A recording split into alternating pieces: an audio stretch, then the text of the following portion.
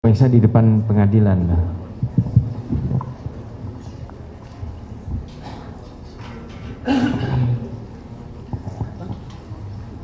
Izin yang mulia. Izin yang mulia. Dalam hal ini kita sedang melakukan pra peradilan atas klien kami Peggy Setiawan. Jadi izinkan kami untuk menyebut langsung nama klien kami.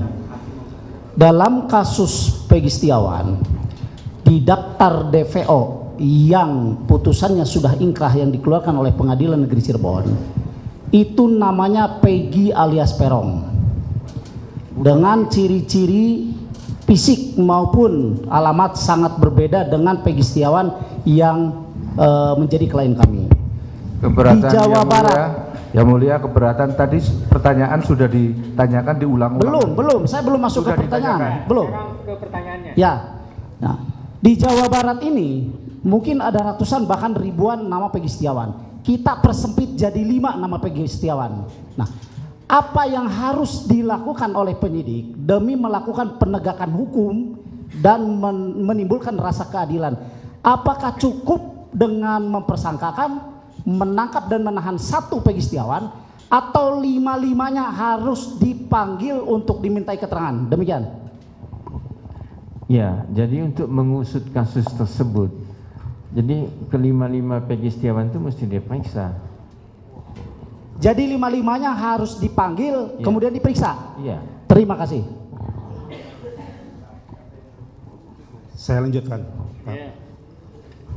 Saudara ahli, pertanyaan saya ini cukup krusial sekali, Ya. sehubungan dengan perkara yang sedang kita hadapi, ya, khususnya terhadap klien kami Peggy Setiawan. Oke. Saya mau tanyakan bahwa apabila seseorang dinyatakan DPO, tapi belum dijadikan sebagai tersangka, Ya.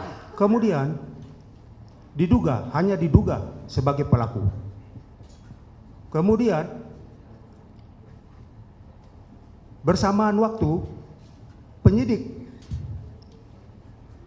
melakukan pemeriksaan atau melakukan penelusuran terhadap tersangka, mendatangi ke rumah tersangka. Pada saat itu tersangka tidak berada di tempat.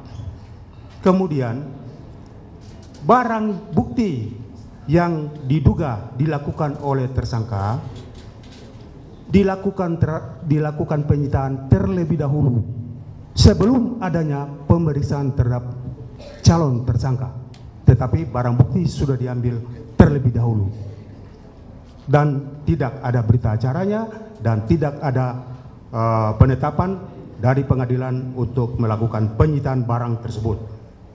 Menurut ahli, apakah itu dibenarkan oleh hukum? Ya.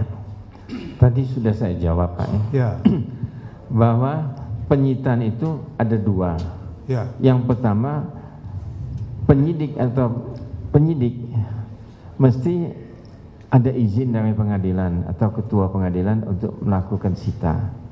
Apabila sita itu sudah dilakukan tapi izin belum ada, maka dalam waktu 3 hari penyidik mesti minta persetujuan dari ketua pengadilan bahwa dia sudah melakukan sita. ya, betul, Nah, betul. yang ketiga tadi masalah DPO. DPO tadi kan ada 3 katanya. 1 atas nama Peggy Setiawan. Peron. Peggy Setiawan. Iya, bukan Peggy Setiawan. Peggy Peron. Iya, Ya, Peggy Peron bukan Peggy Ya, ya. Setiawan. Ya. Kenapa yang ditimpakan kepada Peggy Setiawan? Ya. Nah, di sini kalau saya melihat secara objektif bahwa Peggy Setiawan dengan Peggy Peron itu kan beda, ya, bukan orang yang sama. betul, betul. Kalau orang yang sama kan, ya ahli mungkin nggak duduk di sini karena orang yang sama ya. Jadi langsung, Justru karena beda orangnya kan, Peggy Peron dengan Peggy Setiawan kan beda. betul, betul. Kok kenapa kesalahan misalnya Peggy Peron ditimpakan kepada Peggy Setiawan? Pertanyaan saya itu seperti ini, Pak ahli. Ya, Kan penyidik belum tahu bahwa Peggy Peron atau Peggy Setiawan itu sebagai pelaku tindak pidana karena belum diperiksa. Tetapi barang bukti sudah dirampas terlebih dahulu atau disita. Yang tadi itu sita itu tanpa Iya. Ada berita acaranya, tanpa ada penetapan pengadilan, sudah dilakukan penyitaan. Jadi pertanyaan saya, apakah itu dibenarkan oleh hukum? Tidak dibenarkan. Itu yang benar. Saya Tidak catat. dibenarkan Ya. dan itu Oke. kesalahan daripada Siap. penyidik. Kemudian pertanyaan ini berlanjut ini, saudara ahli ya.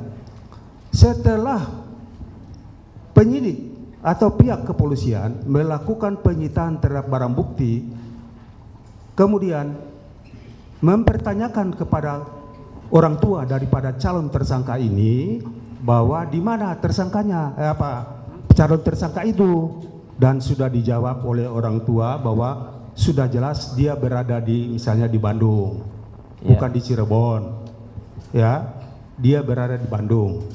Tetapi polisi tidak menelusuri untuk menangkapnya atau memberikan pemberitahuan atau panggilan untuk diperiksa sebagai saksi atau tersangka. Apa menurut pendapat saksi, menurut pendapat ahli, kemudian 8 tahun kemudian baru dilakukan penangkapan terhadap tersangka yang dilakukan penyitaan motornya. Apakah itu dibenarkan oleh hukum? Ya, semestinya penyidik itu dia mesti manggil Ya. Peggy Setiawan kalau memang itu diduga. Ya. Mesti dipanggil, dia mesti datang. Ya. Di BAP dulu dia sebagai terlapor atau sebagai tersangka nantinya. Itu maksud saya. Ya. Itu kalau tidak dilakukan salah tuh. Tahu-tahu main tangkap aja gitu kan, main tahan gitu kan penyidiknya kan. Ya. Padahal sejarah atau silsilah kasus ini yang jadi DPO adalah Peggy Perong. Ya. Nah, kenapa kok Peggy Setiawan yang diciduk, yang ditahan? Nah, maka justru penetapan penahanan itu pihak kan menuntut perapit di sini. Iya, Pak. Peradilan. Itu jalannya sudah betul. Ya. Sudah betul. Jadi kita mau koreksi kepada penyidik bahwa apa yang dilakukan oleh penyidik itu mungkin tidak betul. Nanti yang memutuskan adalah hakim tunggal dalam kasus ini. Tapi menurut ahli bahwa tindakan seperti itu melanggar hukum ya? Iya, kalau Oke. pendapat Oke. saya begitu. Siap. Ya. Terima kasih. Saya tambah dikit, saudara ahli, biar tambah jelasnya ahli.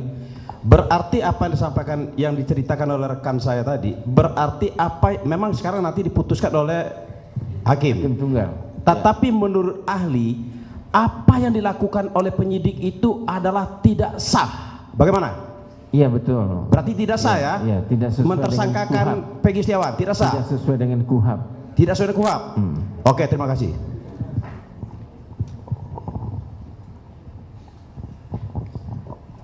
Baik, saya izin bertanya. Menurut pendapat ahli, bagaimana prosedurnya tentang sidik jari seseorang yang erat kaitannya dengan barang bukti? Apakah harus ada sidik jari apakah harus ada sidik jari dalam bukti tersebut? Bukti yang dikumpulkan oleh penyidik. Iya, buktinya. Download Tribun X sekarang. Menghadirkan lokal menjadi Indonesia.